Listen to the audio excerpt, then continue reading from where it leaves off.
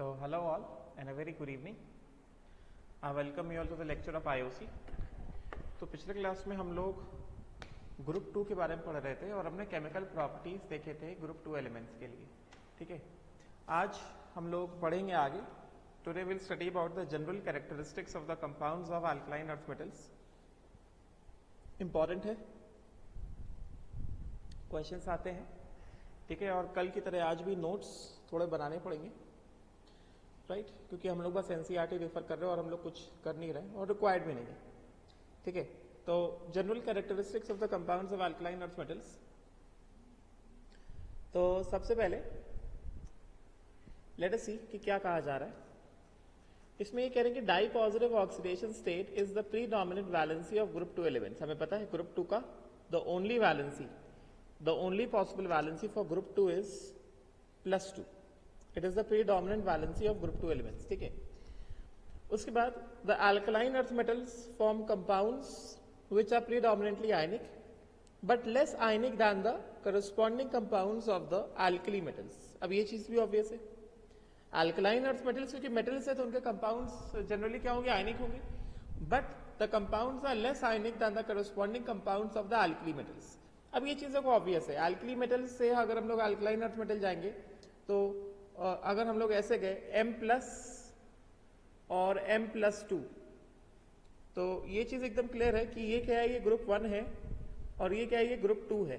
ठीक है, तो यहाँ पे चार्ज कितना है, चार्ज कितना है +1, यहाँ पे चार्ज कितना है +2 है कि नहीं. फिर उसके बाद साइज जो है ऐसे जा रहे हैं तो साइज जो है क्या हो रहा है, साइज जो है डिक्रीज हो रहा है. तो ऑब्वियस सी बात है कि अगर हम लोग इस तरह गए ग्रुप 1 से ग्रुप 2 गए तो polarising power of cation increase होगा. इस वजह से कोवलेंट नेचर जो है क्या होगा, इंक्रीज होगा. करेक्ट ना, polarising power of cation will increase so the covalent nature will increase. समझ गया, राइट. सो वही चीज बता रहे हैं कि दिस इज बिकॉज ऑफ कि why the compounds of alkali metals are more ionic than the compounds of alkaline earth metals. This is because of, this is due to first increased nuclear charge. This is due to the first thing, increased nuclear charge and smaller size. मतलब group 1 से group 2 जा रहे हैं तो nucleus पे जो charge है मतलब प्रोटॉन्स, एटॉमिक नंबर इंक्रीज हो रहा है एंड साइज डिक्रीज हो रहा है. ठीक है, तो ये चीज है. The oxides and other compounds of beryllium and magnesium are more covalent than those formed by heavier and large size members calcium, strontium, barium. obvious सी बात है, अभी जैसे मैंने बताया डाउन द ग्रुप जाएंगे तो क्या होगा, ये ग्रुप 2 के स्टार्टिंग में बताया था, डाउन द ग्रुप जाएंगे तो साइज इंक्रीज होगा, पोलराइजिंग पावर ऑफ कैटायन घटेगा, तो covalent nature in the ionic compound घटेगा, आयनिक नेचर क्या होगा, बढ़ेगा. तो वही चीज बता रहे कि oxides and other compounds of beryllium and magnesium are more covalent than those formed by the heavier and large size members of calcium, strontium and barium. समझे क्या मतलब, यहां पे सीधा सीधा यही कहा जा रहा है कि बेरिलियम एंड मैग्नीशियम, जैसा मैंने पहले बताया था, बेरिलियम के कंपाउंड्स कैसे होते हैं, जनरली कोवलेंट होते हैं. बेरिलियम के कंपाउंड्स कैसे होते हैं, कोवलेंट होते हैं. और मैग्नीशियम के compounds ionic as well as covalent, both. Magnesium के compounds ionic as well as covalent. And then we have calcium, strontium and barium. और ऐसे अगर हम लोग इनके कंपाउंड्स कैसे होते हैं, आयनिक होते हैं. और ऐसा क्यों है, ऐसा इसलिए है क्योंकि डाउन द ग्रुप जा रहे तो polarising power of cation decrease हो रहा है. ठीक है, बस यही रीजन और कोई रीजन नहीं. अच्छा, अब हम लोग आगे बढ़ते हैं. आगे बढ़ने से पहले हम लोग एक इंपॉर्टेंट ट्रेंड देख लेते हैं क्योंकि आगे जितने भी कंपाउंड्स है उस ट्रेंड की बात हो रही है. और ये चीज इसका मैंने इंट्रोडक्शन मैंने तुमको ग्रुप 1 में दिया भी था, मगर ग्रुप 1 में इसका इतना ज्यादा एप्लीकेशन नहीं आया था क्योंकि ग्रुप 1 के सभी कंपाउंड्स क्या थे, सॉल्युबल थे. सो बेसिकली हम लोग पढ़ने वाले हैं solubility of the compounds of alkaline earth metals. तो ये 2 पैराग्राफ का एक छोटा सा कंसेप्ट है, इसको ध्यान में रखना है और सारे क्वेश्चन जो है धनाधन सॉल्व हो जाएंगे. ठीक है, तो ग्रुप 1 में भी मैंने थोड़ा सा हिंट दिया था कि कंपाउंड को सॉल्युबल होने के लिए लैटिस एनर्जी कम होना चाहिए, हाइड्रेशन एनर्जी ज्यादा होना चाहिए, जिससे कि आयनिक कंपाउंड ब्रेक हो जाए और हाइड्रेशन हो जाए और कंपाउंड क्या हो जाए, डिसॉल्व हो जाए. मैंने ऐसा कुछ तो बताया था तुमको ग्रुप 1 में.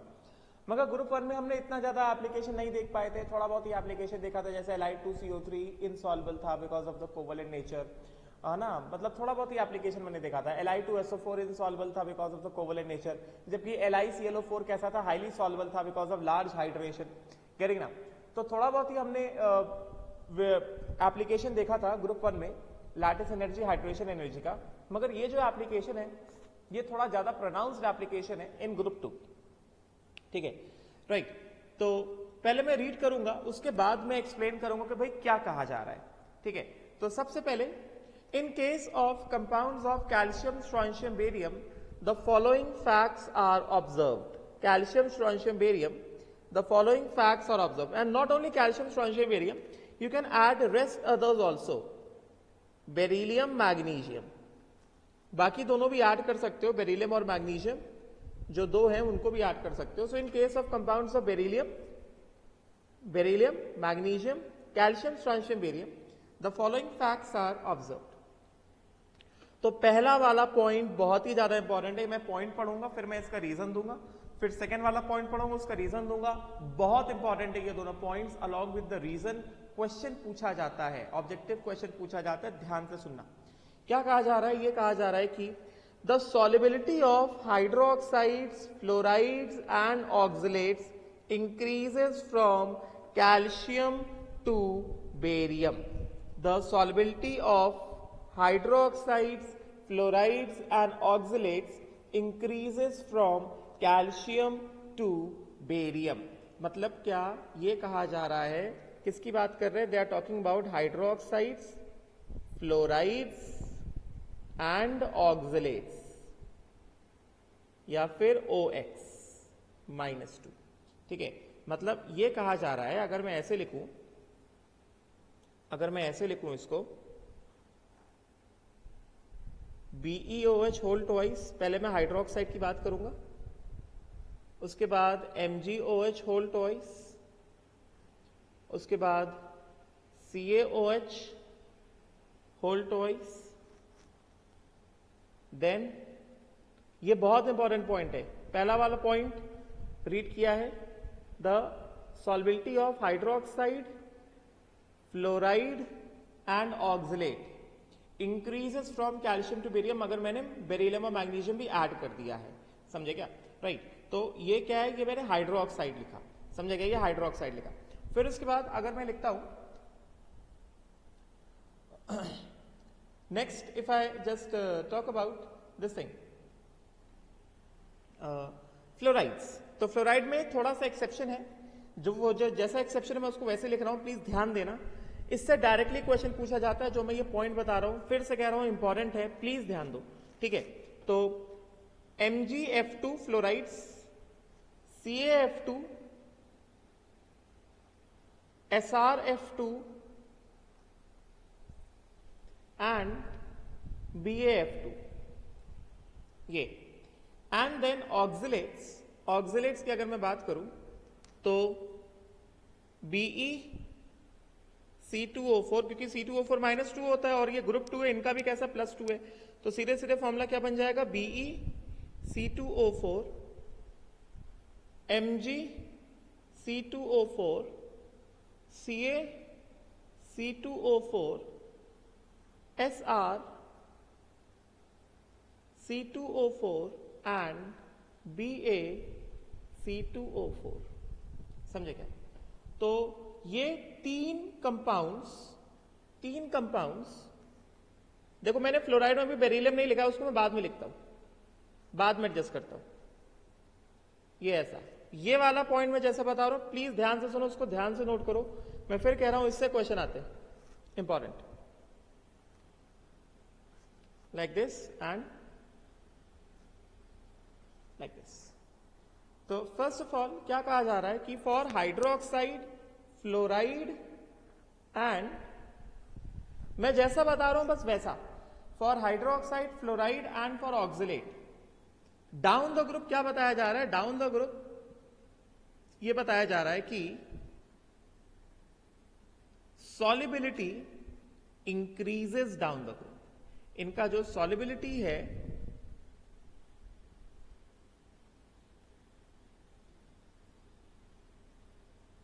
solubility increases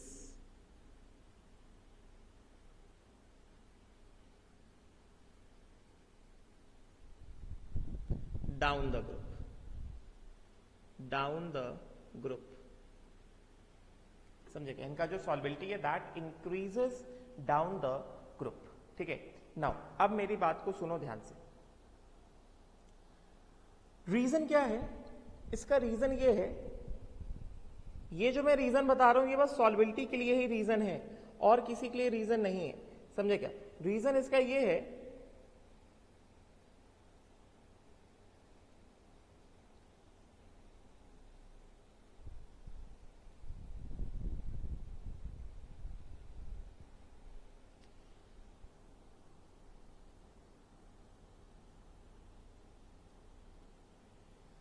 the reason is first because F minus क्या है? हमने पढ़ा है पीरियोडिक प्रॉपर्टीज में. F माइनस जो है दिस इज द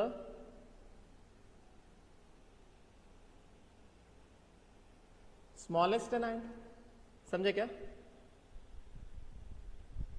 C2O4 -2 कैसा है? This is the large anion. समझे क्या? Can be easily polarised. It can be easily polarised. समझे क्या? ये मैंने बताया था. ऑक्सिलेट है ना, तुम्हें दिख रहा है ना इतना बड़ा इलेक्ट्रॉन क्लाउड है. इसको आसानी से क्या किया जा सकता है? आसानी से पोलराइज किया जा सकता है. समझे क्या? राइट. एंड उसके बाद OH माइनस को भी मैंने किस में बताया था? OH माइनस को भी जैसा मैंने बताया था इसको मैंने लार्ज एनायन की कैटेगरी में बताया था. समझे क्या? This I have told you in the category of large anion. Right. तो ऑब्वियस सी बात है कि इनमें सुनना ध्यान से, on moving down the group, down the group,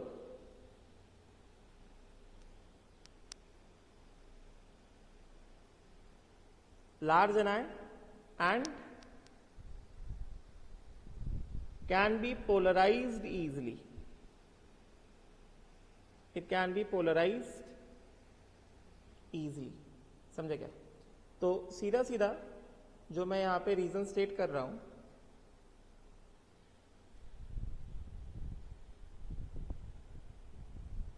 on moving down the group,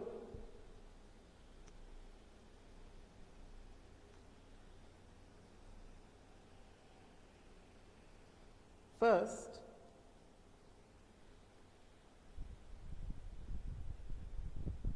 lattice energy या first hydration energy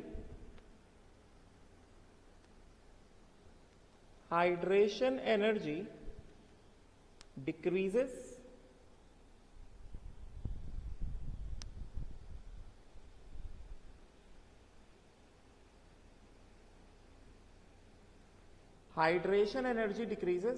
due to increase in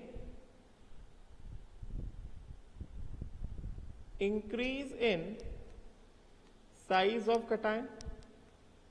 मैंने ऑलरेडी बताया कि साइज ऑफ कटायन अगर ज्यादा होता जाएगा तो हाइड्रेशन एनर्जी क्या होता जाएगा? कम होता जाएगा. Due to increase in size of cation the hydration energy क्या? It decreases. ठीक है. एंड सेकेंडली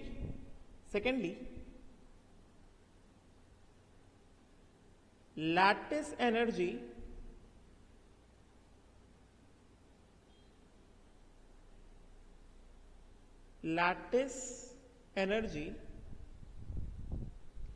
also decreases,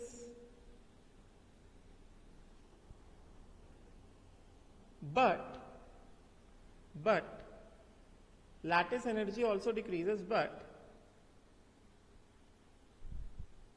क्यों decreases lattice energy? Lattice energy क्यों डिक्रीजेस? क्योंकि अगर हम फ्लोराइड की बात करेंगे, अगर हम फ्लोराइड्स की बात करेंगे, मैंने क्या बताया था? I have already told you कि lattice energy is generally more when we have a small size cation and a small size anion, getting ना, तो वहां पे इंटरेक्शन काफी ज्यादा स्ट्रांग होगा, और when we have more ionic character, getting ना, तो उस केस में लैटिस एनर्जी जो है जनरली कैसा होता है, ज्यादा होता है, समझे क्या, राइट तो यहां पे क्या है, लैटिस एनर्जी क्या है, it is decreasing, lattice energy is also decreasing, but decrease in lattice energy is more than, decrease in lattice energy is more than, या फिर ऐसे कहो, but lattice energy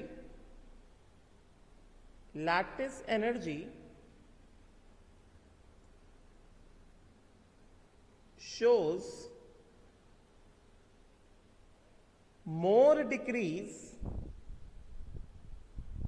than hydration energy. Lattice energy shows more decrease than hydration energy, समझे क्या, ये पहली बात, ये वाला तो ऑर्डर तुम्हारे दिमाग में बैठा रहना चाहिए एकदम पक्का, इसमें तो कोई गड़बड़ी नहीं होनी चाहिए। ये ऑर्डर कि solubility of hydroxide fluoride oxalate increases down the group, ये दिमाग में पक्का बैठा रहना चाहिए। अगर तुमको नहीं भी समझ आ रहा है तो याद कर लो, क्योंकि ऑब्जेक्टिव क्वेश्चन आएगा, बस तुमको सिंपल रीजन पता होना चाहिए, ठीक है। तो solubility of fluorides oxalates and hydroxides increases down the group, समझे क्या, राइट। तो उसके बाद मैं रीजन ये बता रहा हूं, रीजन क्या है, रीजन यहां से अगर तुमको रीजन नहीं भी समझ में आ रहा तो सिंपल याद होना चाहिए, आईओसी है, सब कुछ नहीं भी समझना जरूरी नहीं है, तुमको रीजन याद है, ऑब्जेक्टिव क्वेश्चन आएगा टिक मार करके चले आना, समझे क्या, आंसर सही हो जाएगा तुम्हारा। तो मैं रीजन क्या बता रहा हूं कि hydration energy decreases due to increase in size of cation, and secondly lattice energy also decreases, but the lattice energy shows more decrease than hydration energy. इस वजह से देयरफॉर देयर इज, क्योंकि lattice energy decreases more than hydration energy, therefore solubility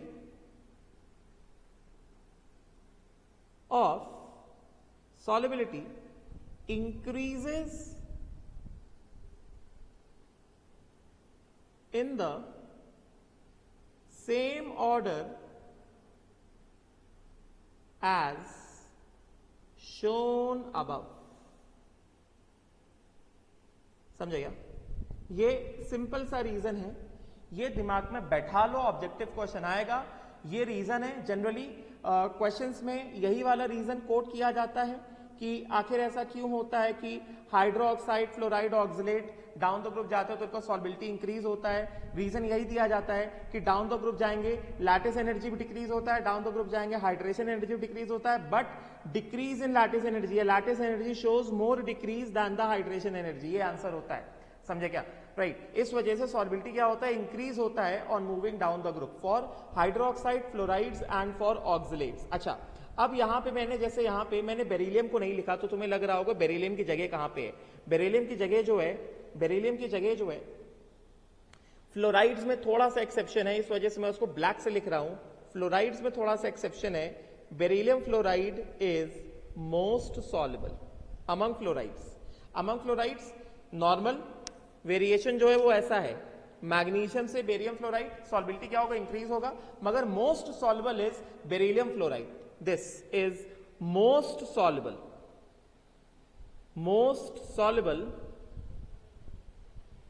group 2 fluoride।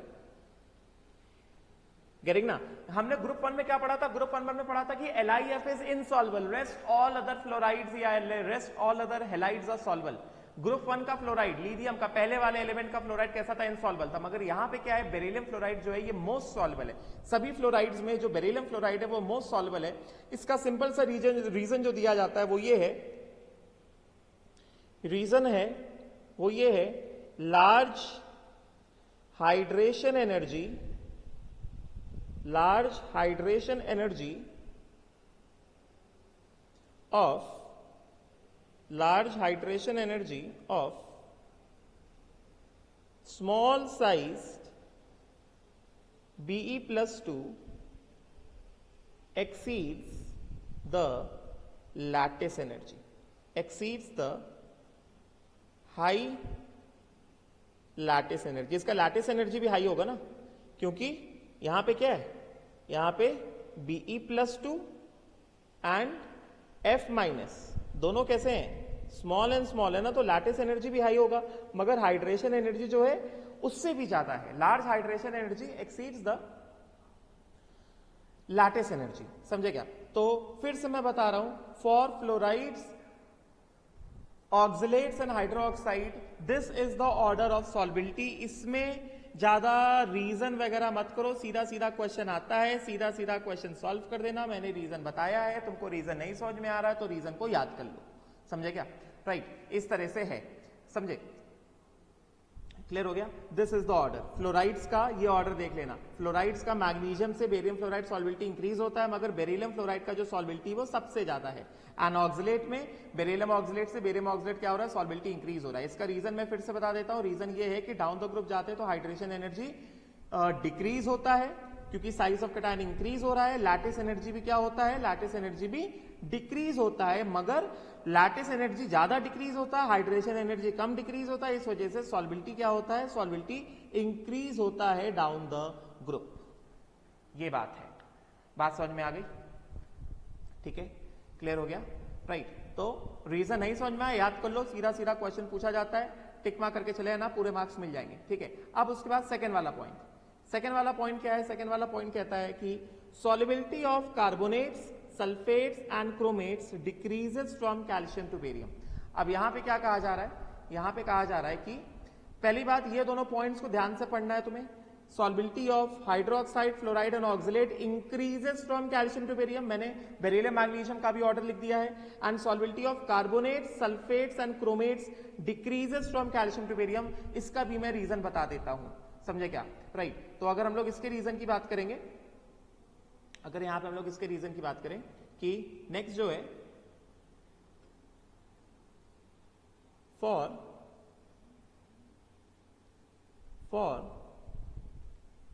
Carbonates,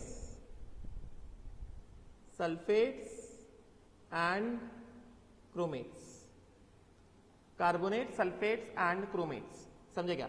तो first of all ये सब के सब कैसे हैं, ये सब के सब लार्ज एनायंस हैं, लार्ज एनायंस है. चलो पहले मैं ऐसे लिखता हूं, फॉर कार्बोनेट, सल्फेट्स एंड क्रोमेट्स. तो मैं इनके ग्रुप 2 के सभी कंपाउंड्स लिखता हूं. जैसे we have beryllium carbonate, magnesium carbonate, पहले यहां पे कहा क्या जा रहा है पहले वो देखते हैं. कैल्शियम कार्बोनेट, समझे क्या? देन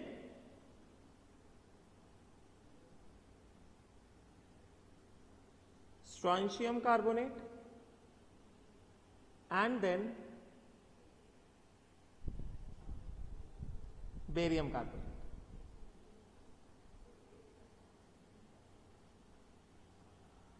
ठीक है. देन उसके बाद वी हैव सल्फेट्स. तो यहां पे we have beryllium sulphate, then we have magnesium sulphate, then we have calcium sulfate, then we have strontium sulfate and then we have barium sulfate. ठीक है. then we have chromate, CrO4 minus 2 is chromate. तो यहां पे क्या है, BeCrO4, then we have MgCrO4, समझे क्या? then we have CaCrO4, उसके बाद we have SrCrO4, right, and then we have BaCrO4. बात समझे क्या? तो यहां पे क्या कहा जा रहा है, यहां पे ये कहा जा रहा है कि सॉल्युबिलिटी जो है डाउन द ग्रुप जाएंगे तो सॉल्युबिलिटी जो है वो डिक्रीज होगा फॉर कार्बोनेट्स, सल्फेट्स एंड क्रोमेट्स. और ये चीज देखो मैंने तुमको सॉल्युबिलिटी चार्ट में भी पढ़ाई थी. देखो किताब में क्या लिखा है, वो तो मैंने बेरिलियम मैग्नीशियम अपनी तरफ से ऐड कर दिया, मगर किताब में क्या लिखा है, किताब में तो सिर्फ कैल्शियम, स्ट्रॉन्शियम, बेरियम लिखा है ना. तो जब मैं सॉल्युबिलिटी चार्ट पढ़ा रहा था मैंने कैल्शियम, स्ट्रॉन्शियम, बेरियम देखो कितनी बार आया था. बंसल सर की car, barium Bansal, strontium sir, की car, calcium.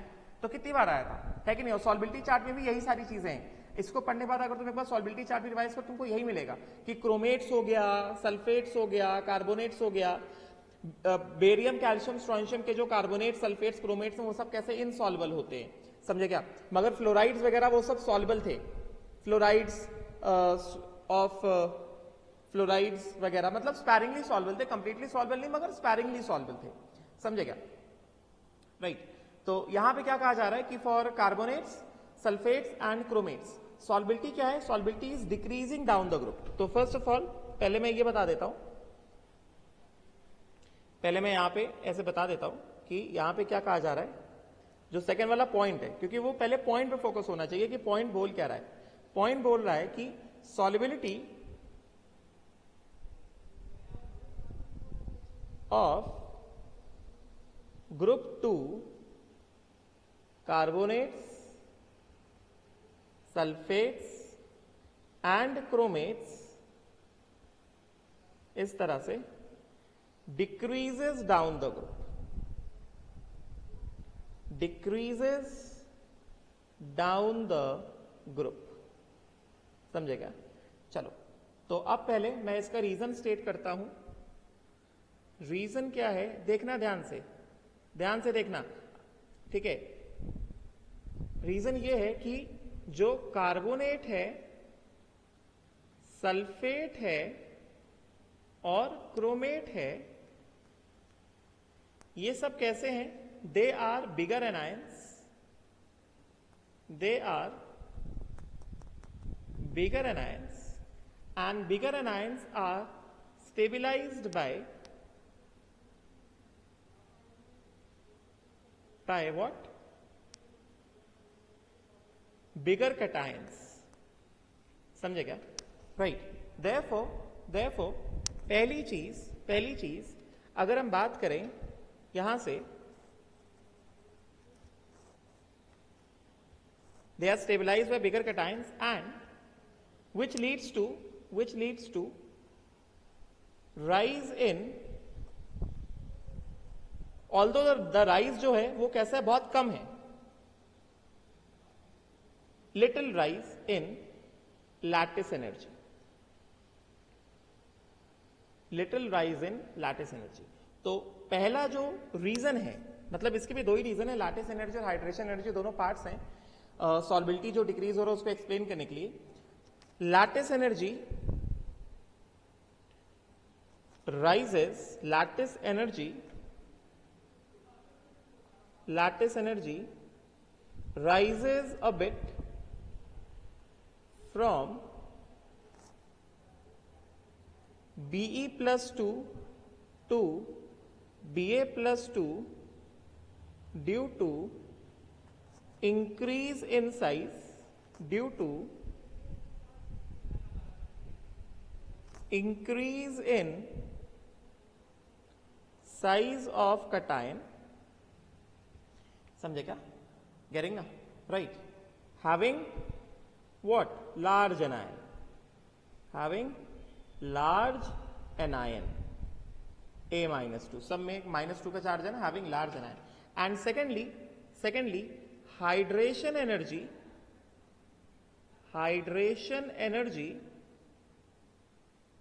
decreases from Be plus 2 to barium plus 2 due to increase in size of cation। yes, तो क्या हो रहा है? लैटिस एनर्जी क्या हो रहा है? थोड़ा बहुत ही सही मगर इंक्रीज हो रहा है, और हाइड्रेशन एनर्जी क्या हो रहा है? डिक्रीज हो रहा है। therefore for group 2 carbonates, sulfates and chromates ऐसे गए Be plus 2 to Ba plus 2, क्या होगा? पहला वाला क्या? Lattice energy increases, hydration energy decreases, इसका मतलब सॉल्युबिलिटी व्हाट, इट डिक्रीजेस। बात समझ में आई क्या? राइट। तो ये दो पॉइंट जो हैं बहुत ही ज्यादा इंपॉर्टेंट है, इसको लिखना चाहो तो लिख सकते हो। These two points are very important. ये पहला वाले पॉइंट का reason for hydroxide, fluorides and oxalates. देखो अभी दोनों रीजंस को मिक्स मत करना, मैंने जहां पे जो रीजन बताया उसको वहीं पे रहना। तो तुमको नहीं समझ में आ रहा, सीधा सीधा याद कर लो, ऑब्जेक्टिव क्वेश्चन आएगा टिक मार देना यार, इतना भी क्या टेंशन लेना, ठीक है? राइट। तो ये पहले वाले का रीजन फ्लोराइड, ऑक्सिलेट, हाइड्रोक्साइड का रीजन, समझे क्या? और ये दूसरे का रीजन कार्बोनेट, सल्फेट और क्रोमेट का रीजन। बात समझ गए? तो पहले कार्बोनेट, सल्फेट, क्रोमेट का रीजन देख लो। ये मैंने लिखा हुआ है पूरा for carbonate, sulphate and chromate, ये पूरा ऑर्डर लिखा हुआ है इस तरह से।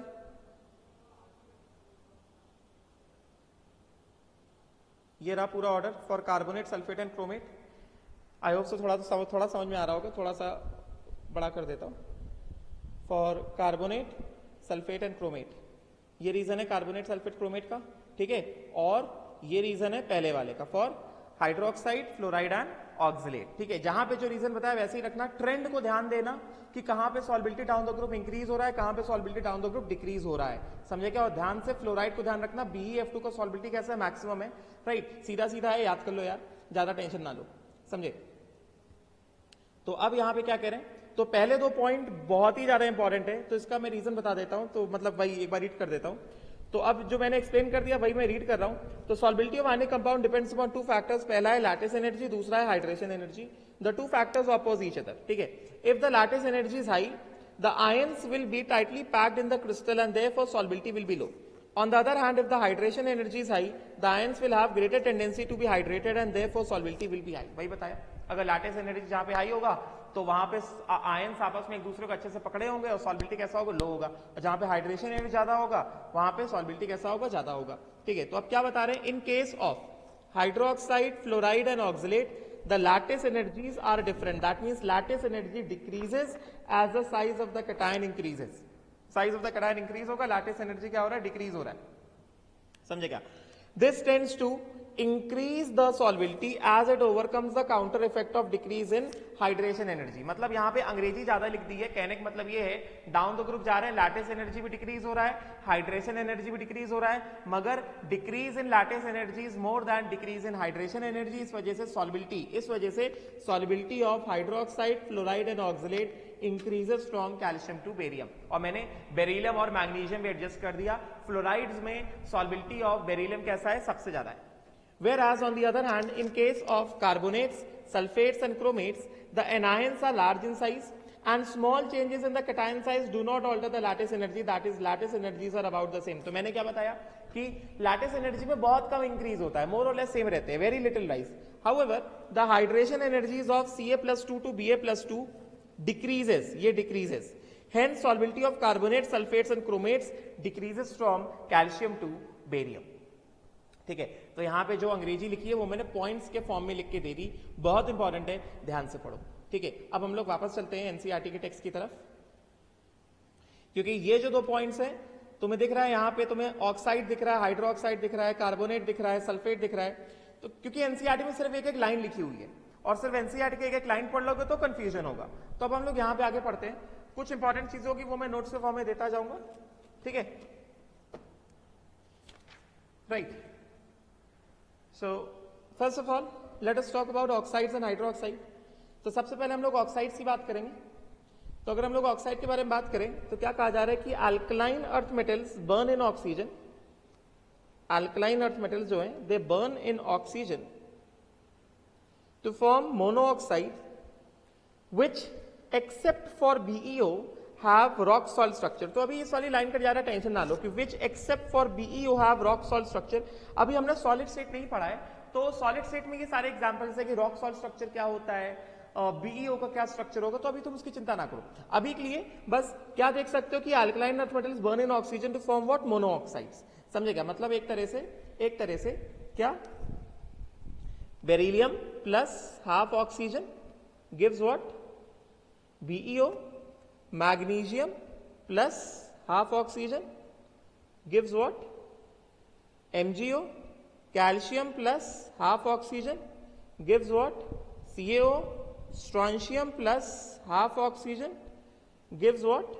SrO, and magnesium plus half oxygen gives what? Sorry, barium plus half oxygen gives what? BaO. समझे क्या? ऐसा, राइट। बेरिलियम ऑक्साइड को बनाने का यही एक तरीका है, only way to prepare beryllium oxide, the only way to obtain BeO, while other oxides can also be obtained by oxides like MgO, CaO, SrO and BaO. They can also be obtained by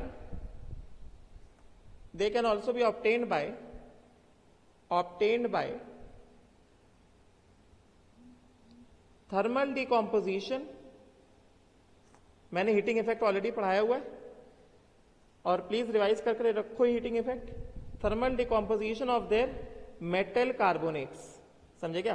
तो MCO3 को heat कर दिया तो ये क्या देगा? Monoxide plus CO2। ऐसे भी ऑब्टेन किया जा सकता है, समझे क्या? राइट, तो ये चीज है। अच्छा, अब उसके बाद देखते हैं क्या लिखा है, फिर कुछ अलग से बताना होगा तो बताता हूं, ठीक है? Now BeO is essentially covalent in nature, ये इंपॉर्टेंट है। रीजन हमें पता है, बेरिलियम, क्योंकि बेरिलियम प्लस 2 का कैसा है? बेरिलियम प्लस 2 का पोलराइजिंग पावर बहुत ज्यादा है, तो ये वाला लाइन इंपॉर्टेंट है कि BeO is essentially covalent in nature, ठीक है? तो यहां पे हम लोग ऐसा बता सकते हैं कि जो ऑक्साइड है, ये जो BeO है, ये कैसा है? कोवलेंट है, ठीक है? MgO कैसा है? इट इज कोवलेंट एंड आयनिक, मतलब कोवलेंट कैरेक्टर आयनिक कैरेक्टर दोनों है, और बाकी CaO, SrO एंड BaO बाकी ये कैसे हैं? आयोनिक है। और यहां पे ऐसे क्या बताएंगे कि आयोनिक नेचर इंक्रीजेस। ये ऐसे हम लोग बता सकते हैं कि आयोनिक नेचर क्या हो रहा है? इंक्रीज हो रहा है, समझे क्या? राइट। फिर उसके बाद क्या कहा जा रहा है कि enthalpies of formation of these oxides are quite high and consequently they are very stable to heat. The enthalpies of formation they are high and they are stable towards heat. तो ये भी हमने पढ़ा था, याद करो, जब हम लोग हीटिंग इफेक्ट पढ़ रहे थे, अगर हमने यही कार्बोनेट्स का हीटिंग इफेक्ट पढ़ा था, तो मैंने क्या बताया था? MCO3 gives what? मैंने ऐसे बताया था ना, हाँ, MCO3 gives what? MO plus CO2। और जो मेटल ऑक्साइड आया था, मैंने क्या लिखा था? If M is equal to silver and mercury, तभी ये जो है M प्लस हाफ O2 में ब्रेक होगा, कोई और मेटल होगा तो नहीं ब्रेक होगा। मतलब ग्रुप 2 के मेटल्स के ऑक्साइड्स कैसे होते हैं? They are stable towards heat, they do not decompose on heating, they are stable towards heat, they are stable towards heat, they are stable towards heat. समझे क्या? Do not decompose on heating, समझे? Right, do not decompose on heating, decompose on heating, समझे क्या? Right. तो अब अगर हम लोग इनके रिलेटिव ऑर्डर की बात करें, क्योंकि हमने कहा stable towards heat, so if we just talk about relative order of thermal stability, यहां पे ऑक्साइड्स के अगर हम relative order of thermal stability की बात करेंगे, तो सीधी बात, जैसा मैंने बताया, दिस थर्मल स्टेबिलिटी मैंने पहले भी पढ़ाया हुआ था। थर्मल स्टेबिलिटी जो होता है,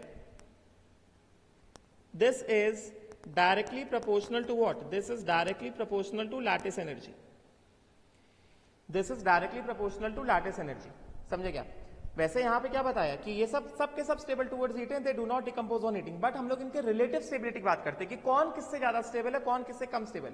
सो thermal stability directly proportional to lattice energy, and मैंने ऑलरेडी बताया था कि लैटिस एनर्जी कब ज्यादा होगा? When there is a small size anion stabilised by small size cation और a large size anion stabilised by large size cation, ठीक है? तो since O-2 is a small anion, so this is stabilized by small cation only. This is stabilized by small cation only. समझे क्या? तो अगर हम लोग रिलेटिव थर्मल स्टेबिलिटीज की बात कर रहे हैं, so we have BeO, MgO, CaO, SRO and what? BaO. समझे क्या? तो हमें पता है कि हम लोग बेरिलियम से मैग्नीशियम जा रहे हैं तो क्या हो रहा है? साइज ऑफ कैटायन इंक्रीज हो रहा है, ठीक है? साइज ऑफ कैटायन इंक्रीज होगा तो डेफिनेटली क्या होगा? Lattice energy will decrease.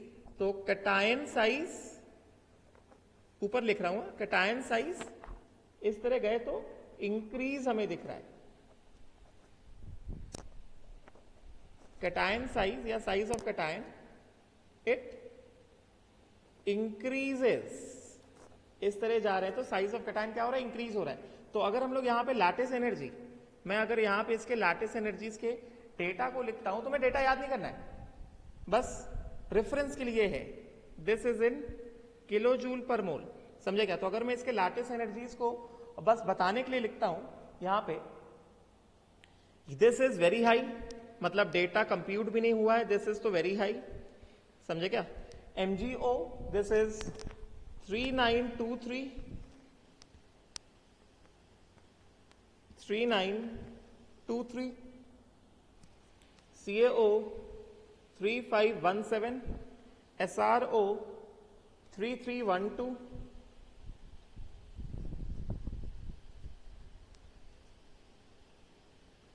BaO 3120. तो हमें क्या दिख रहा है? हमें ये दिख रहा है कि लैटिस एनर्जी इस ऑर्डर में गए तो लैटिस एनर्जी क्या हो रहा है? डिक्रीज हो रहा है कि नहीं? वैसे सबके सब थर्मली स्टेबल है, कोई भी हीट करने पे डिकम्पोज नहीं होगा, मगर रिलेटिव थर्मल स्टेबिलिटी हमें मिल सकता है. लैटिस एनर्जी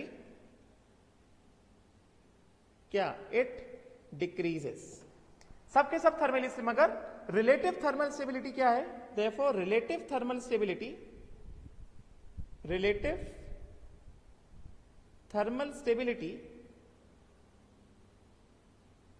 इनका रिलेटिव थर्मल स्टेबिलिटी क्या है? BeO.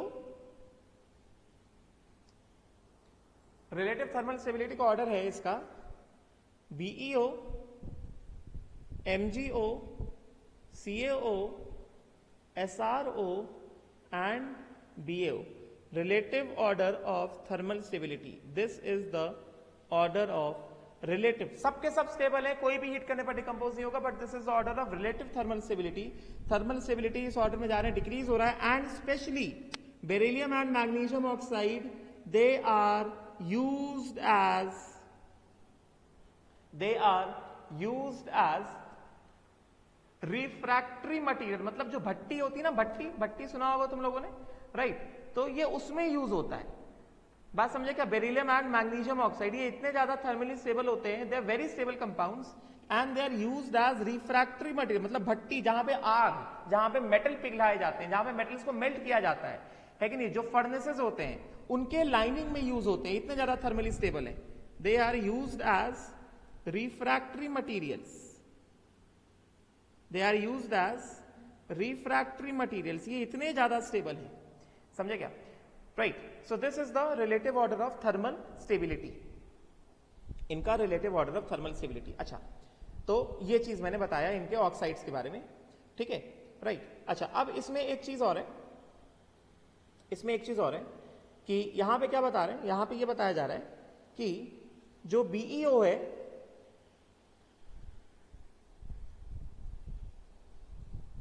देख लो एक बार, लिखना चाहो तो लिख सकते हो,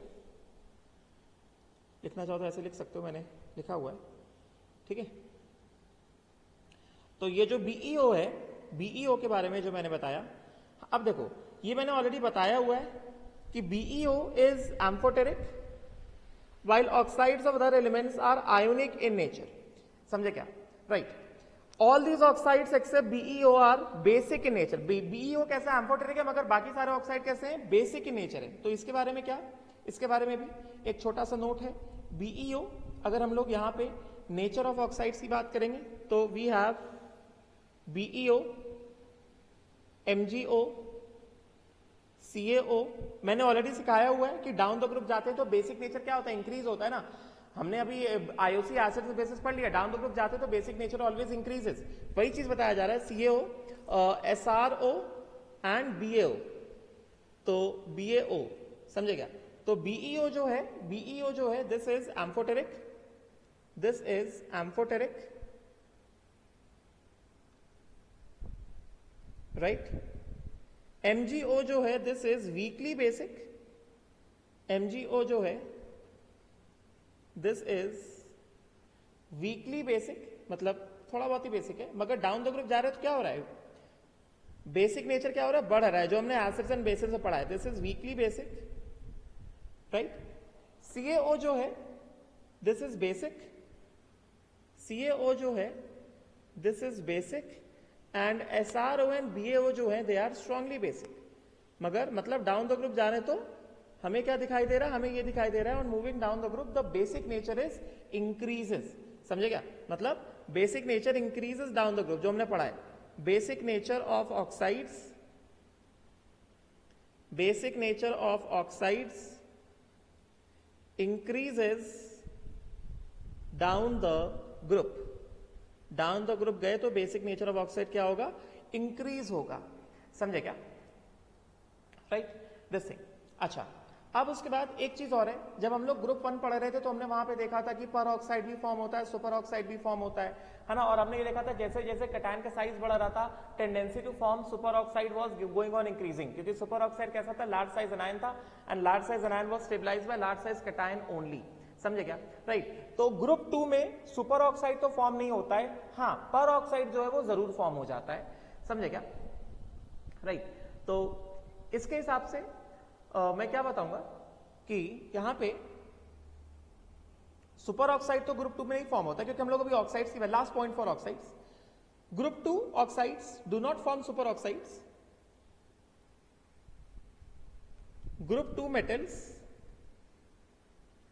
do not form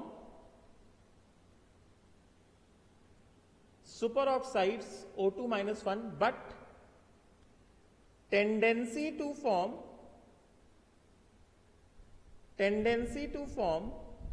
peroxides increases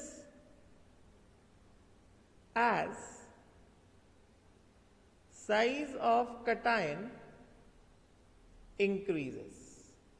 cation का साइज जैसे जैसे बढ़ेगा टेंडेंसी टू फॉर्म परऑक्साइड क्या होगा, इंक्रीज होगा। मतलब tendency to form peroxide calcium, strontium, barium. समझे क्या, this is the magnesium and beryllium जो है वो पूरे पूरे प्रॉपर क्या करेंगे, वो प्रॉपर मोनोऑक्साइड ही फॉर्म करते हैं। समझे क्या, राइट। मगर tendency to form this thing peroxide increases down the group, तो हम लोग इसको ऐसे लिख सकते हैं BeO, MgO, CaO, SRO and BaO। इसमें कोई नया नहीं, हमने जैसे पिछली बार पढ़ा था कि साइज ऑफ कटायन बढ़ेगा तो परऑक्साइड फॉर्म करने को, सुपर ऑक्साइड फॉर्म करने टेंडेंसी बढ़ता जाएगा, तो वही चीज यहां पे भी है। तो ये दोनों beryllium magnesium they form monoxide only, they do not form peroxide, and बाकी के लिए tendency to form peroxide increases. Tendency to form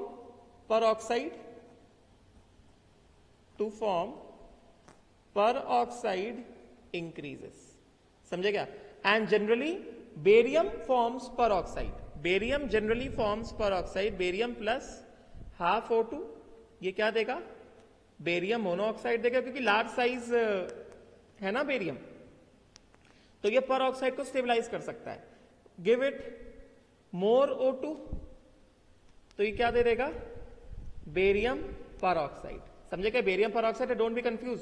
बहुत लोग गलती कर देते हैं, इसको सुपर ऑक्साइड मान लेते हैं, परऑक्साइड है भाई ये, Ba+2 प्लस O2 -2। समझे क्या, this is barium peroxide, barium peroxide. समझे क्या? Right, so this is the thing regarding what, regarding peroxide, है कि नहीं? राइट, तो ये है। और सबसे स्टार्टिंग में हम लोग ऑर्डर ऑफ, क्योंकि हम लोग केमिकल रिएक्शंस की बात कर रहे हैं ना, तो ऑर्डर ऑफ रिएक्टिविटी जैसा हमने पढ़ ही लिया था। ऑर्डर ऑफ रिएक्टिविटी हमने जैसा पढ़ा ही हुआ है, तो ऑर्डर ऑफ रिएक्टिविटी क्या होगा? इंक्रीज होता है ना, beryllium, magnesium, calcium, strontium, barium. Order of reactivity या एफिनिटी टुवर्ड्स ऑक्सीजन, मतलब tendency to combine with oxygen increases, towards oxygen increases, या tendency to combine with oxygen it increases like this. समझे क्या? राइट, फिर उसके बाद नेक्स्ट जो है, These oxides react with water to form sparingly soluble hydroxide, और अभी हमने हाइड्रोक्साइड का स्टेबिलिटी का, ये सॉरी सॉल्बिलिटी का ऑर्डर हमने देख ही लिया, ठीक है। तो अब यहाँ पे जब हम लोग हीटिंग इफेक्ट पढ़ रहे थे, मैंने हाइड्रोक्साइड के थर्मल स्टेबिलिटी के बारे में बताया था। मैंने बताया था कि जैसे लिथियम हाइड्रोक्साइड हीट करने पर डिकम्पोज हो जाता है Li2 और वाटर में, उसी तरह से ग्रुप 2 के सभी हाइड्रोक्साइड हीट करने पर डिकम्पोज हो जाएंगे मेटल ऑक्साइड एंड वाटर में, मगर इनका जो थर्मल स्टेबिलिटी है वो डाउन द ग्रुप क्या होगा? इंक्रीज होगा। ये बात मैंने हीटिंग इफेक्ट में पढ़ाई हुई है, उसको मैं यहां पे एक बार और फिर से एक बार रिपीट कर देता हूं। अच्छा, एक चीज छूट गई, मैंने यहां पे क्या बताया? मैंने यहां पे बताया कि बेरिलियम ऑक्साइड का क्या है? एम्फोटेरिक नेचर है ना। बेरिलियम ऑक्साइड का एम्फोटेरिक नेचर है, मतलब बेरिलियम ऑक्साइड अगर एम्फोटेरिक है मतलब it can react with acid as well as base. समझेगा? तो ये रिएक्शन लिख के बता देता हूं, क्योंकि समटाइम्स पूछ ले जाता है। बीईओ कैसा है? एम्फोटेरिक है। बीईओ क्योंकि एम्फोटेरिक है, इसका मतलब it can react with, because it is amphoteric, so it can react with acid, dilute acid and base। तो जैसे BeO प्लस एसिड के साथ अगर हमने इसको रिएक्ट कराया, BeO प्लस 2HCl, तो ये क्या देगा? ये देगा BeCl2 प्लस वाटर। गेटिंग ना? अगर बेस के साथ रिएक्ट कराया तो BeO प्लस NaOH, तो क्या आएगा?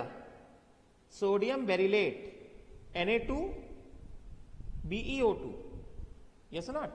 सोडियम बेरिलेट पढ़ाया हुआ है, Na2 BeO2 प्लस क्या?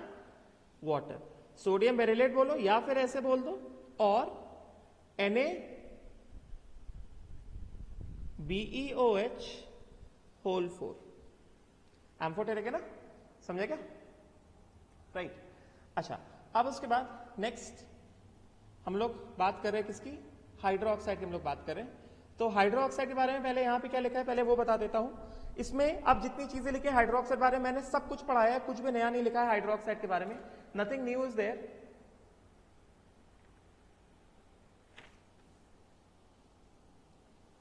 तो यहां पे क्या बताया जा रहा है कि रिगार्डिंग हाइड्रोक्साइड, तो क्या कह रहे हैं? They react with water to form sparingly soluble hydroxides. समझे क्या? They react with water to form what? Sparingly soluble hydroxide. ठीक है, तो यहां पे क्या कहा जा रहा है? यहां पे कहा जा रहा है कि ये मेटल ऑक्साइड पानी के साथ रिएक्ट करे और स्पैरिंगली सॉल्युबल हाइड्रोक्साइड बना लिया।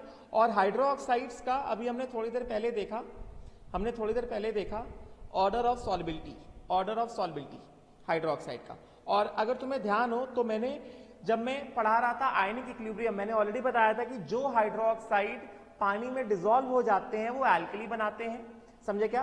And the strong alkalis are all alkalis of group 1 and group 2 में क्या? Barium hydroxide. और वो चीज देखो यहां से हमारे सामने आ गई कि बेरियम हाइड्रोक्साइड कैसा है? स्ट्रांगली सॉल्युबल इन वाटर है। इसका मतलब बेरियम हाइड्रोक्साइड कैसा है? स्ट्रॉन्ग एल्कली है। बाकी सब जो है स्पैरिंगली सॉल्युबल इन वाटर है, they will exist as precipitates, और वो जनरली एल्कलीज नहीं है। बात समझे क्या? राइट, चलो देखते हैं एनसीईआरटी में क्या लिखा हुआ है इसके बारे में। So let us see what is written in NCERT. तो एनसीईआरटी कहता है कि सॉल्युबिलिटी, जो मैंने ऑलरेडी बताया, solubility, thermal stability and the basic character of this hydroxide increases. Hydroxides का solubility, thermal stability and basic character increases from MgOH whole twice to BeOH whole twice. ठीक है, तो ये बात तो मैंने पहले ही पढ़ा के रखी हुई है, मैंने पहले ही से बता के रखा हुआ है कि सॉल्बिलिटी वाला रीजन तो मैंने अभी बताया. अभी जब मैं हीटिंग इफेक्ट पढ़ा रहा था तो मैंने थर्मल स्टेबिलिटी का बताया था कि ऑल ग्रुप 2 हाइड्रोक्साइड्स मैंने पहले ही बताया था. Group 2 hydroxides, heating of hydroxides, MOH whole twice, on heating they decompose on heating to give metal monoxide plus water, but thermal stability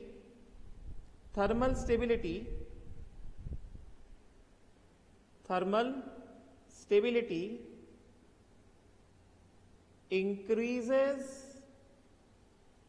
from BeOH whole twice to BaOH whole twice due to increase in ionic character. पढ़ाई थी ये बात. मैंने बताया था कि मैंने किस तरह बताया था, मैंने बताया था कि जो OH माइनस आयन है ये कैसा है, इसको हम लोग जनरली लार्ज एनायन पकड़ते हैं. क्योंकि इसको हम लोग लार्ज एनायन पकड़ते हैं, इसका मतलब क्या होता है, इसका मतलब जो अगर शुरू वाला है बेरिलियम हाइड्रोक्साइड है OH माइनस और OH माइनस, समझिए छोटा सा कैटायन लार्ज एनायन के साथ ज्यादा स्ट्रॉन्ग स्टेबल लैटिस नहीं बनाता है, और ये क्या करेगा, इस एनायन को क्या करेगा, डिस्टॉर्ट करेगा. इस एनायन को डिस्टॉर्ट करेगा तो हीट करने पर इसका टेंडेंसी ज्यादा है स्टेबल लैटिस बेरिलियम ऑक्साइड बनाने का और वाटर को अलग करने का. मगर डाउन द ग्रुप जाते तो पोलराइजिंग पावर डिक्रीज होता है और tendency to distort the OH minus anion क्या होता है, डिक्रीज होता है. इस वजह से थर्मल स्टेबिलिटी क्या होता है, इंक्रीज होता है. समझे क्या. तो ग्रुप 2 के सभी हाइड्रोक्साइड डाउन द ग्रुप जाते हैं तो ग्रुप 2 के सभी हाइड्रोक्साइड को हीट करते हैं तो क्या होता है, मेटल ऑक्साइड आता है प्लस वाटर बनता है. मगर relative order of thermal stability का ऑर्डर क्या है, मैंने ऑलरेडी पढ़ा के रखा हुआ है. Order of thermal stability we have already read in heating effect, वहां से रिवाइज कर सकते हो. मैंने सारे ऑर्डर लिखवाए थे. ऑर्डर ऑफ थर्मल स्टेबिलिटी क्या है, BeOH whole twice, MgOH whole twice, CaOH whole twice, SrOH whole twice and BaOH whole twice. मैंने ऑलरेडी बताया था. समझे क्या.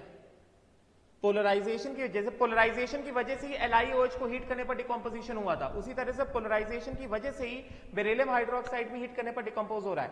ये सब के सब हीट करने पर डिकम्पोज हो रहे हैं, मगर relative order of thermal stability क्या हो रहा है, डाउन द ग्रुप जा रहे हैं तो इंक्रीज हो रहा है. समझे क्या. राइट.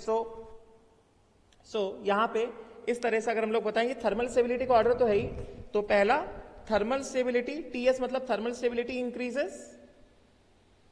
दूसरा सॉल्युबिलिटी इन वाटर इंक्रीजेस, जैसा हमने अभी सॉल्युबिलिटी का मैंने अलग से बता दिया, solubility in water increases. And तीसरा, क्योंकि सॉल्युबिलिटी इंक्रीज होगा, जो हाइड्रोक्साइड जितना ज्यादा सॉल्युबल होगा उतना अच्छा अल्कली होगा, तो basic nature which is directly proportional to water solubility, तो बेसिक नेचर ऑल्सो इंक्रीजेस. समझे क्या. And barium hydroxide is the strong alkali, ये हमने पढ़ा हुआ है. बेरियम हाइड्रोक्साइड जो है it is a strong alkali. This thing we have already read. समझे क्या. राइट. और ये सॉल्युबिलिटी को कंसेप्ट को सपोर्ट करने के लिए we have BeOH whole twice, we have MgOH whole twice, we have फटाफट से बता देता हूं, CaOH whole twice, we have SrOH whole twice. Thermal stability, heating effect, solubility in water and basic nature all will increase down the group. और वैसे भी हमने पढ़ा हुआ है कि हाइड्रोक्साइड का जो बेसिक नेचर होता है वो डाउन द ग्रुप क्या होता है, इंक्रीज होता है. ये मैंने एसिड बेसिस में ही पढ़ा दिया है. समझे क्या. सॉल्युबिलिटी को सपोर्ट करने के लिए KSP वैल्यू देख लो, क्योंकि हम लोग आयनिक पढ़ चुके हैं. तो KSP इसका कितना है, 1.6 इंटू 10 की पावर -26. मैग्नीशियम हाइड्रोक्साइड का KSP कितना है, 8.9 इंटू 10 की पावर -12. समझे क्या. कैल्शियम हाइड्रोक्साइड का KSP कितना है, कैल्शियम हाइड्रोक्साइड का KSP है 1.3 इंटू 10 की पावर -4। स्ट्रोंशियम हाइड्रोक्साइड का KSP कितना है? स्ट्रोंशियम हाइड्रोक्साइड का KSP है 3.2 इंटू 10 की पावर -4, इट इज 3.2, समझे क्या? एंड बेरियम हाइड्रोक्साइड का KSP कितना है? देखो बेरियम हाइड्रोक्साइड का KSP है 5.4 इंटू 10 की पावर -3। KSP की वैल्यू बढ़ रहा है, इसका मतलब सॉल्बिलिटी देखो दिख रहा है ना, -26, -12, -4, राइट, 10 की पावर -4, 10 की पावर -3। KSP is increasing, मतलब solubility is increasing down the group and basic nature is also increasing down the group. We have already read in acids and bases. Down the group जाते हैं तो basic nature क्या होता है? Increase होता है, ठीक है, राइट। फिर उसके बाद क्या कहा जा रहा है? उसके बाद कहा जा रहा है कि alkaline earth metals, they are saying that alkaline earth metals hydroxide are however less basic and less stable than alkali metal hydroxide। ये बात तो सच है ना। ग्रुप 1 के हाइड्रोक्साइड की अगर हम बात करते हैं, ग्रुप 1 का हाइड्रोक्साइड हीट करने पर डिकम्पोज होता है क्या LiOH को छोड़ के? नहीं होता है। ग्रुप 1 का हाइड्रोक्साइड LiOH को छोड़ के डिकम्पोज होता है क्या? बिल्कुल नहीं होता है, समझे क्या? तो अगर हम यहां पे बात करते हैं group 1 hydroxide MOH and group 2 hydroxide MOH whole twice, समझे क्या? तो अगर हम इस तरह यहां से ऐसे जा रहे हैं तो पहली चीज क्या? Thermal stability decreases. और मैंने रीजन बताया कि थर्मल स्टेबिलिटी क्यों डिक्रीज होता है, मतलब हाइड्रोक्साइड को हीट करने पर वो ऑक्साइड में क्यों ब्रेक होता है, क्यों डिकम्पोज होता है? क्योंकि कैटायन का जो पोलराइजिंग पावर है वो OH- के इलेक्ट्रॉन क्लाउड को डिस्टॉर्ट कर रहा है। तो जब हीट कर रहे हैं तो वो डिस्टॉर्शन की वजह से क्या हो रहा है? वो बॉन्ड टूट रहा है और वो more stable lattice metal oxide बना रहा है। ये रीजन है, समझेगा? और कोई रीजन नहीं है। सो ग्रुप 1 से ग्रुप 2 मेटल हाइड्रोक्साइड जाएंगे तो थर्मल स्टेबिलिटी डिक्रीज होगा। ये मैंने हीटिंग इफेक्ट में भी पढ़ाया था, यही सेम रीजन दिया था। And what?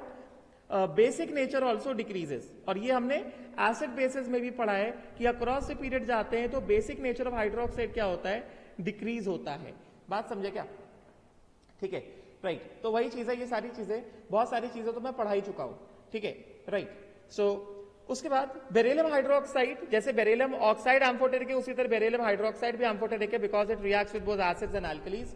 तो यहां पे ऑलरेडी रिएक्शन लिखा हुआ है, बेरिलियम हाइड्रोक्साइड प्लस एल्कली क्या देगा? बेरिलेट आयन देगा, जैसे सोडियम बेरिलेट, मैंने वही लिखा था ना बेरिलेट। यहां पे मैंने बेरिलियम ऑक्साइड के साथ मैंने क्या लिखा था? यहां पे देखो ना, beryllium oxide Na2B2 Na2BeO2 sodium beryllate, या फिर इस तरह से कॉम्प्लेक्स के फॉर्म में ऐसे लिखो या फिर ऐसे लिखो, वो एक ही बात है। Na2 ये Na2 होगा, this will be Na2BeOH whole 4। या तो ऐसे लिखो या फिर इसको ऐसे लिखो, एक तरह से this particular salt on dissolving in water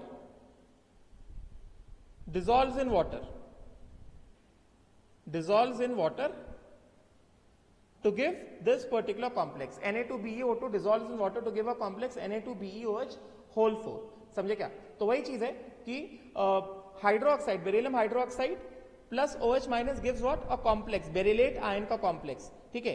and then BeOH whole twice plus HCl के साथ क्या देगा?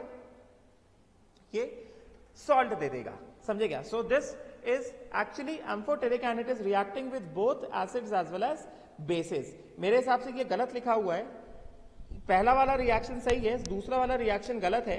यहां पे OH होल 4 नहीं होना चाहिए, this should be BeCl2 only, this should be BeCl2 only, BeOH whole twice plus HCl, 2 water यहां पे नहीं होगा, प्लस 2 वाटर प्रोडक्ट साइड पे होगा। तो रिएक्शन क्या है? Beryllium hydroxide plus 2 HCl gives BeCl2, सही कर लो इसको, beryllium hydroxide plus 2 HCl gives BeCl2 plus 2 water, ऐसा रिएक्शन होगा ये। बात समझे क्या? ठीक है, तो reaction will be like this. अच्छा, अब उसके बाद हेलाइड्स मैं थोड़ा बाद में पढ़ाता हूं, थोड़ा एक्सप्लेनेशन लगेगा इसमें, या फिर चलो मैं पढ़ा ही देता हूं हेलाइड्स भी, चलो मैं पढ़ा ही देता हूं, ऑर्डर वाइज जा रहे हैं तो ऑर्डर सीक्वेंस वाइज ही चलते हैं।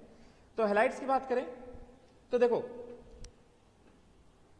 अगर हम लोग हेलाइड्स की बात करेंगे तो हमने कल ऑलरेडी पढ़ ही लिया था कि ये जो हेलाइड्स हैं डायरेक्ट कॉम्बिनेशन विद हैलोजन से बन जाते हैं, मतलब हैलोजन एसिड से बनते हैं। Metal plus HX gives halides, metal plus halogen gives halide, ठीक है ना। Metal oxide plus halogen acid gives halides, metal hydroxide plus halogen acid gives halides, metal carbonate plus halogen acid gives halide. ये सब हमने पढ़ा था कि ये जो डायरेक्टली जो है इनसे मिल जाते हैं। और फिर हमने पढ़ा था कि बेरिलियम क्लोराइड जो है इस तरह डायरेक्ट कॉम्बिनेशन से नहीं मिलता है, वो कैसे मिलता है, beryllium oxide plus CO plus chlorine, तो वो क्या देता है, बेरिलियम क्लोराइड देता है। कल वाला रिएक्शन देखना, ठीक है, ये जो मैंने कल पढ़ाया था, यहां पे जो कल मैंने पढ़ाया था,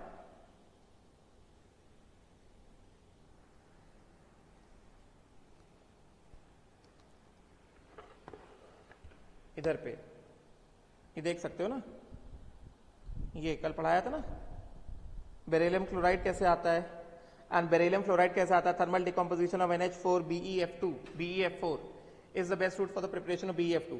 तो प्रिपरेशन कल देखा था। कैरेक्टरिस्टिक फीचर्स हम लोग इसके आज देखते हैं कि इसके कैरेक्टरिस्टिक फीचर्स के बारे में क्या बताया जा रहा है, ठीक है। तो कैरेक्टरिस्टिक फीचर्स बारे में जो बताया जा रहा है, क्या कहा जा रहा है कि एक्सेप्ट फॉर बेरिलियम हैलाइड्स। अब देखो मैंने ऑलरेडी बता दिया कि जो कंपाउंड्स ऑफ बेरिलियम है वो कैसे कोवलेंट है, तो वही चीज बार बार ये लोग रिपीट कर रहे हैं। तो क्या कह रहे हैं कि except for beryllium halides all other halides of alkaline earth metals are ionic in nature, simple, ठीक है।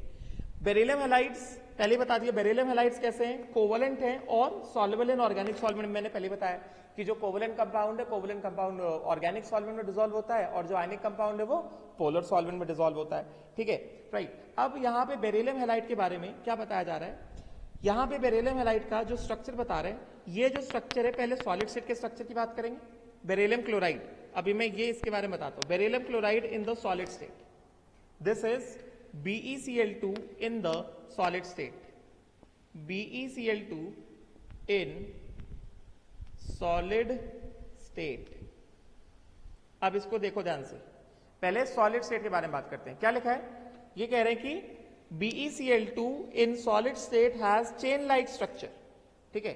तो चलो हम लोग यहां पे बात करेंगे, पहले structure of BeCl2 in solid state में बात करेंगे, फिर देखते हैं कि वेपर फेज में कैसा इसका स्ट्रक्चर होता है, ठीक है, राइट। तो इंपॉर्टेंट यहां से क्वेश्चन आता है, BeCl2 इन सॉलिड स्टेट। तो जैसे कल मैंने तुम्हें बताया था BeH2 का पॉलीमेरिक स्ट्रक्चर होता है, उसी से मिलता जुलता है, एग्जैक्टली वही नहीं मगर मिलता जुलता, सिमिलर, एग्जैक्टली नहीं है मगर मिलता जुलता है। तो BeCl2 in the solid state की अगर हम बात करें तो हमें पता है कि बेरिलियम के कंपाउंड्स जो होते हैं, बेरिलियम कंपाउंड्स कैसे होते हैं, बेरिलियम के कंपाउंड्स क्या होते हैं, इलेक्ट्रॉन डेफिशिएंट होते हैं। मैंने पहले ही पढ़ाया हुआ है, पहले ही बता के रखा है ये सारी चीजें। Beryllium compounds are electron deficient in nature, ठीक है। अगर हम लोग BeCl2 की बात करेंगे तो बॉन्डिंग के हिसाब से BeCl2 का स्ट्रक्चर कैसा आएगा, इस तरह स्ट्रक्चर आएगा जैसे मैंने कल बताया था। बेरिलियम हो गया, ये बेरिलियम हो गया, वैलेंस शेल में क्या है, वैलेंस शेल में 2s2 है, 2s है, और ये 2p कैसा है, 2p पूरा खाली है। तो क्योंकि BeCl2 दो बॉन्ड बनाने तो ये वाला एक इलेक्ट्रॉन क्या होगा, एक्साइट हो जाएगा किसमें, 2p में। तो एक इलेक्ट्रॉन जो एक्साइट हो गया 2p में, तो अल्टीमेटली इसको क्या मिला, अल्टीमेटली यहाँ पे ये 2s है और ये 2p1 है, और यहाँ पे क्या हो जाता है, sp हाइब्रिडाइजेशन हो जाता है, और बाकी दो कैसे खाली रहते हैं। और इसके हिसाब से BeCl2 का स्ट्रक्चर कैसा आता है, BeCl2 का sp हाइब्रिडाइजेशन की वजह से लीनियर स्ट्रक्चर आता है, ठीक है। मगर सॉलिड स्टेट में BeCl2 का स्ट्रक्चर कैसे है, वो क्या बता रहे हैं, सॉलिड चेन लाइक स्ट्रक्चर है, ठीक है। तो वो स्ट्रक्चर किस तरह से, वो मैं बता रहा हूं अभी, उसको ध्यान से देखना।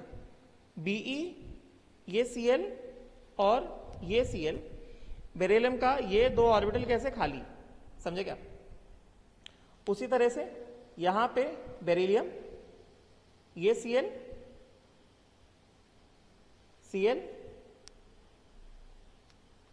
like this and like this, और इसके बाद भी इसके ये दो ऑर्बिटल्स कैसे खाली, समझे क्या।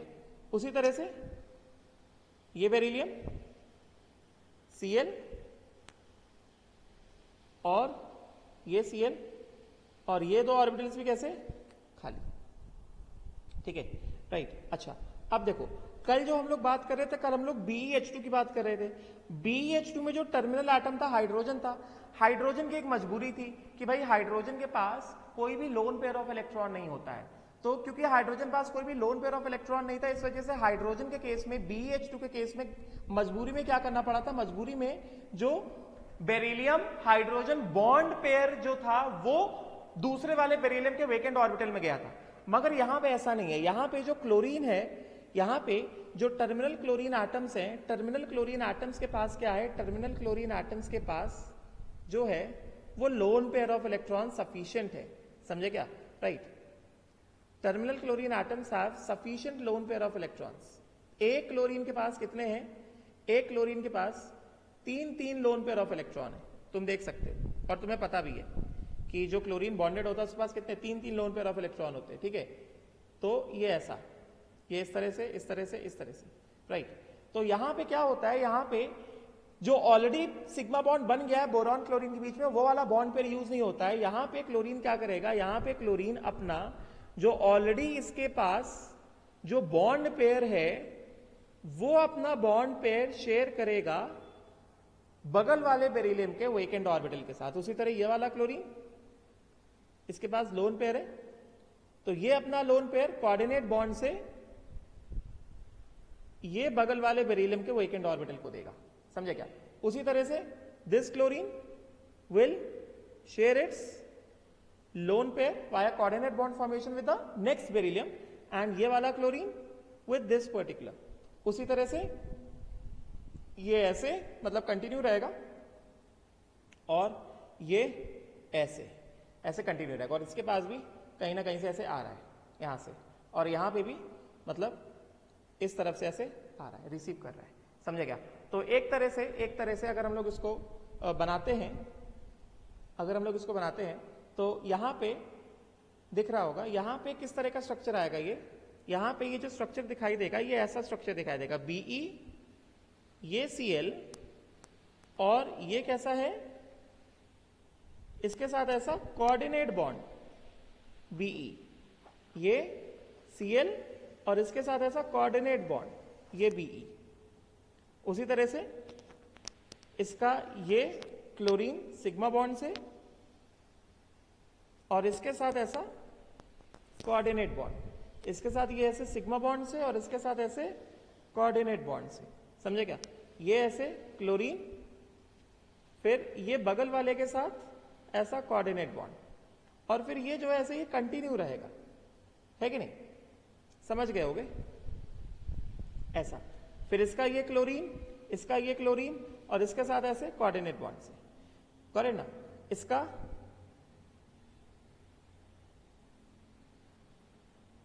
इसका ये क्लोरीन था तो इसका ये क्लोरीन, और इसके पास भी कहीं ना कहीं से ऐसे क्लोरीन आया होगा। ठीक है, तो यहां पे जो हमें दिख रहा है, ये जो हमें दिख रहा है, दिस थिंग, तो ये क्या है, इसको हम लोग ऐसे बोल सकते हैं कि this we can say it like this, कि ये जो है दीज आर chlorine bridges.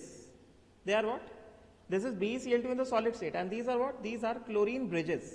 समझे क्या? ये जो सर्कल के क्या है, क्लोरीन ब्रिजेस है, एंड क्लोरीन ब्रिजेस जो है यहां पे ये जो टोटल ओवरऑल जो दिख रहा है, ये जो ऐसे ओवरऑल दिख रहा है, ये क्या है? दिस इज अ, कितने सेंटर है? 1 2 3, और 3 एटम्स के बीच में कितने इलेक्ट्रॉन शेयर हुए हैं? कितने इलेक्ट्रॉन शेयर हुए हैं? 2 इलेक्ट्रॉन, यहां पे 2 इलेक्ट्रॉन जो है ये वाले, और 2 दूसरे इलेक्ट्रॉन यहां पे, उसी तरह से 2 इलेक्ट्रॉन यहां पे, और 2 दूसरे इलेक्ट्रॉन जो है वो यहां पे ऐसे, इस तरह से।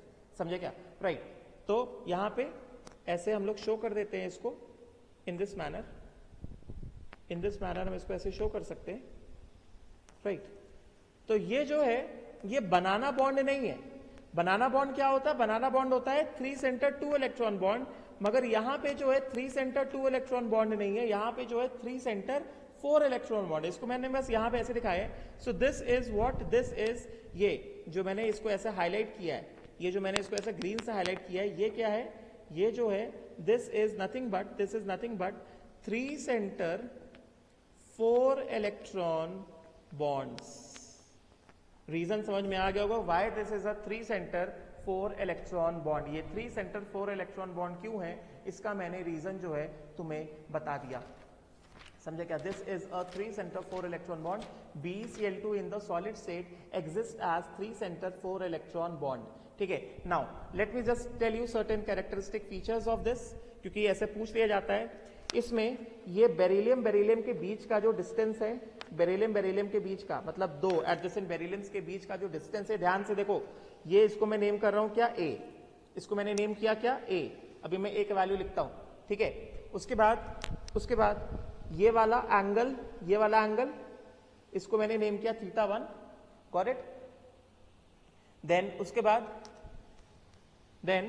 बाद ये वाला एंगल, इसको मैंने नेम किया कितना, θ2। तो ए जो है, ए डिस्टेंस जो है दैट इज 263 पिकोमीटर्स। θ1 एंगल जो है, θ1 एंगल कौन सा है, θ1 एंगल है क्लोरीन बेरिलियम क्लोरीन। ये एंगल कितना है, this particular angle is 95 degrees and θ2 जो है, ये इंपॉर्टेंट डेटा है, इसको देख लो ध्यान से। θ2 जो है वो क्या है, बेरिलियम, θ2 जो है वो क्या है, बेरिलियम क्लोरीन पे एंगल आ रहा है ना, वो है बेरिलियम क्लोरीन बेरिलियम। ये जो एंगल है, दिस एंगल इज कितना, 82 डिग्रीज। समझा क्या, राइट। तो जो बेरिलियम क्लोराइड जो सॉलिड फेज में होता है, उसके पास कितना होता है, उसके पास 3 सेंटर 2 इलेक्ट्रॉन बॉन्ड्स होते हैं, ठीक है, राइट। तो इसमें क्या है, जैसे मैंने बताया, इसमें क्लोरीन ब्रिजेस है, ठीक है। So first of all this is ये जो मैंने बताया, यहां पे जो मैंने बताया, this is BeCl2 in solid state, chain like structure, ठीक है। It has dichloro bridged chlorine atoms. इसको तुम हाइड्रोजन बॉन्ड नहीं बोलोगे, बस तुम इसको ब्रिज बॉन्ड बोल सकते हो, क्लोरीन ब्रिजेस बोल सकते हो, समझे क्या। मगर ये बनाना बॉन्ड नहीं है, समझे क्या। ये क्या है, डाइक्लोरो ब्रिजेस है। हमें दिख रहा है ना कि ये सब क्या है, all these they are chlorine bridges. बनाना बॉन्ड नहीं बोलोगे, बात समझे कहते यार, chlorine bridges, correct, right, dichloro bridged, ठीक है। So this is BeCl2 in the solid state and let me just tell you, जैसे तुम्हें यहां पे स्ट्रक्चर दिख रहा होगा, यहां पे तो मैंने एकदम सिंपल लाइन स्ट्रक्चर बनाया है। अभी तुम एग्जैक्ट स्ट्रक्चर देखने के तुम यहां पे देख सकते हो, यहां पे तुम देख सकते हो, यहां पे हाइब्रिडाइजेशन कैसा हो गया, क्या हाइब्रिडाइजेशन है यहां पे हाइब्रिडाइजेशन दिख रहा है ना बेरिलियम का, सॉलिड स्टेट में बेरिलियम का हाइब्रिडाइजेशन क्या है, sp3 है, लोन पेयर तो एक भी नहीं है, सिग्मा बॉन्ड कितने, 4 है कि नहीं। और तुम्हें टेट्राहेड्रल स्ट्रक्चर दिख रहा है, you can see the tetrahedral geometry about each beryllium. देखो ये दोनों बॉन्ड्स कैसे हैं, प्लेन में आ रहे हैं, क्योंकि मैंने उस डायग्राम में इस तरह मैंने वेज नहीं बनाया, तो देखो यहाँ पे 2 बॉन्ड्स कैसे प्लेन में आ रहे हैं और ये 2 बॉन्ड कैसे आउट ऑफ प्लेन है। तो beryllium BeCl2 in the solid state, this beryllium is sp3, beryllium is sp3। चलो मैं यहां पे लिख देता हूं, इन द सॉलिड स्टेट बेरिलियम जो है, BeCl2 का जो स्ट्रक्चर जो सॉलिड स्टेट में है, BeCl2 का स्ट्रक्चर जो सॉलिड स्टेट में है, it has got, beryllium atom जो है वो sp3 है and it has got what, tetrahedral geometry. Solid state में beryllium atom is sp3 and it has got tetrahedral geometry and, बात सुनो ध्यान से बात सुनना, ये जो है, क्योंकि यहां पे 3 सेंटर 4 इलेक्ट्रॉन बॉन्ड्स है ना, 3 सेंटर 4 इलेक्ट्रॉन बॉन्ड्स है। अब बताओ ये बेरिलियम अभी भी इलेक्ट्रॉन डेफिशिएंट है क्या, तुम कोई सा भी एक बेरिलियम उठा के देख लो, जब बेरिलियम अकेले BeCl2 था, तो उसके पास क्या था, जब अकेले बेरिलियम जो है BeCl2 था तो कितने इलेक्ट्रॉन थे, वैलेंस शेल में बस 4 इलेक्ट्रॉन थे ना। जब ये BeCl2 था तो वैलेंस शेल में कितने थे, बस 4 इलेक्ट्रॉन थे। ये बात मैंने कल भी बताई थी, BeH2 के फॉर्म में valence shell was having only 4 electrons, right. तो अगर हम लोग इस वाले बेरिलियम की बात करें, तो इस वाले बेरिलियम के खुद के 2 क्लोरीन कौन से हैं, खुद के 2 क्लोरीन ये वाले हैं जो मैं रेड से शो कर रहा हूं, ठीक है। और इसको 4 इलेक्ट्रॉन और मिल रहे कोऑर्डिनेट बॉन्ड से, मतलब क्या, 2 इलेक्ट्रॉन यहां से मिले और 2 इलेक्ट्रॉन यहां से मिले, ठीक है। तो अब जो बेरिलियम सॉलिड स्टेट में है, BeCl2 in the solid state जो बेरिलियम है, इसके पास कितने इलेक्ट्रॉन हो गए, देखो सॉलिड स्टेट में जो BeCl2 इसके पास कितने इलेक्ट्रॉन हो गए, इसको मैं ब्लैक से सर्कल कर रहा हूं, 2 ये हो गए, दो ये हो गए, दो ये हो गए, दो ये हो गए, कितने आ गए इलेक्ट्रॉन, कितने इलेक्ट्रॉन आ गए? BeCl2 in the solid state, क्योंकि इसके पास 3 सेंटर 4 इलेक्ट्रॉन बॉन्ड है, because of 3 centre 4 electron bond, each beryllium has 8 electrons. Therefore BeCl2, therefore यहां पे जो मैं लिखना चाह रहा हूं वो ये है, BeCl2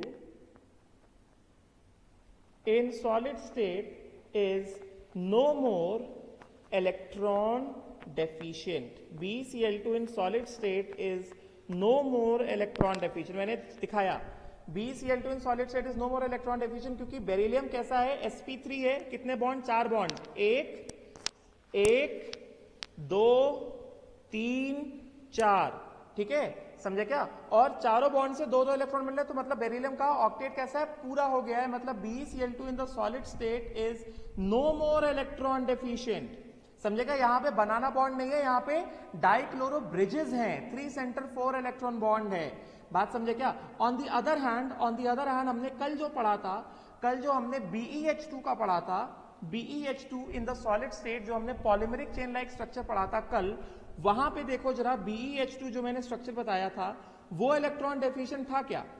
ये देखो यहां पे जो मैंने स्ट्रक्चर बताया था,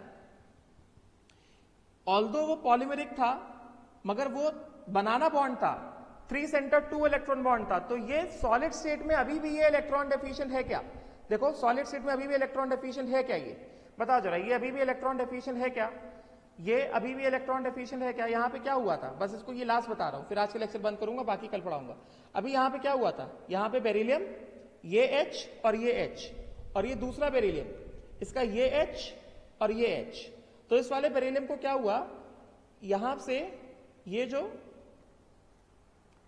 एक बेरिलियम हाइड्रोजन बॉन्ड के जो 2 इलेक्ट्रॉन हैं वो क्या हुआ, वो इससे शेयर हुए, और इस वाले बेरिलियम हाइड्रोजन के जो 2 इलेक्ट्रॉन हैं वो इसके साथ ऐसे शेयर हुए, समझे क्या? राइट।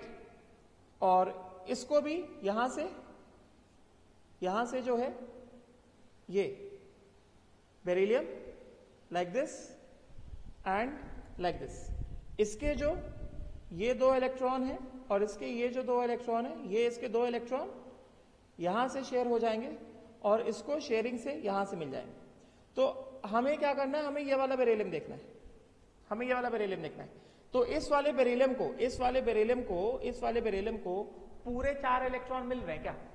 इस वाले बेरिलियम को पूरे 4 इलेक्ट्रॉन, 8 इलेक्ट्रॉन मिल रहे हैं क्या? नहीं मिल रहे हैं। यहां पे जो BeH2 का ये जो हमने बनाया था, यहां पे क्या था, यहां पे 3 सेंटर 2 इलेक्ट्रॉन बॉन्ड है ना, 3 सेंटर 2 इलेक्ट्रॉन बॉन्ड है, मतलब क्या, ये वाला जो बेरिलियम है, इस वाले बेरिलियम को पूरे 8 इलेक्ट्रॉन मिल रहे क्या? अकेले 8 इलेक्ट्रॉन मिल रहे क्या? क्यों नहीं मिल रहे? क्योंकि ये जो 2 इलेक्ट्रॉन हैं, ये 2 इलेक्ट्रॉन सिर्फ इस बॉन्ड के लिए नहीं है, ये 2 बॉन्ड्स के लिए, एक ये वाला बॉन्ड और एक ये वाला बॉन्ड, तो मतलब ये जो 2 इलेक्ट्रॉन है ये 2 बेरिलियम के बीच में शेयर हो गए, समझे हो गए? ये वाले जो 2 इलेक्ट्रॉन है 2 बेरिलियम बीच में शेयर हो गए, समझे क्या? तो एक तरह से इस वाले बॉन्ड से इसको कितना मिला, इफेक्टिवली 1 मिला। उसी तरह ये वाले जो 2 इलेक्ट्रॉन है ये इधर भी शेयर हो रहे हैं और ये इधर भी शेयर हो रहे हैं, तो इसके 2 में से इसको कितना मिला, 1 मिला। उसी तरह ये वाले जो 2 इलेक्ट्रॉन है ये इधर भी शेयर हो रहे हैं और ये इधर भी शेयर हो रहे हैं, मतलब इस वाले 2 इलेक्ट्रॉन से इसको कितना मिला, 1 मिला। और सिमिलरली ये वाले जो 2 इलेक्ट्रॉन है इधर भी शेयर हो रहे हैं और इधर भी शेयर हो रहे हैं, मतलब ये 2 इलेक्ट्रॉन में से कितना शेयर मिला, 1 शेयर मिला, समझे क्या? तो यहां पे जो BeH2 में जो बेरिलियम था उसके पास कितने इलेक्ट्रॉन थे, 1 और 1, बस 4 ही इलेक्ट्रॉन थे। इफेक्टिवली कितने थे, 4 electrons only, 4 electrons only effectively. मतलब ये जो स्ट्रक्चर था हाइड्रोजन बॉन्ड वाला स्ट्रक्चर था, क्योंकि यहां पे 3 सेंटर 2 इलेक्ट्रॉन है, इस वजह से सॉलिड स्टेट में BeH2 whole n, this is still electron deficient, this is still electron deficient. मगर जो BeCl2 सॉलिड स्टेट में जो लीनियर चेन स्ट्रक्चर आया है हमारा, BeCl2 सॉलिड स्टेट में जो लीनियर चेन स्ट्रक्चर आया है, मैंने एकदम काउंट कराया है कि हर एक बेरिलियम को प्रॉपर कितने 8 इलेक्ट्रॉन मिल रहे हैं, इस वजह से ये कैसा है, सॉलिड स्टेट में this is no more electron deficient. ठीक है, विल स्टॉप हियर, इसके आगे जो बचा हुआ है वो मैं कल पढ़ाऊंगा। Thank you.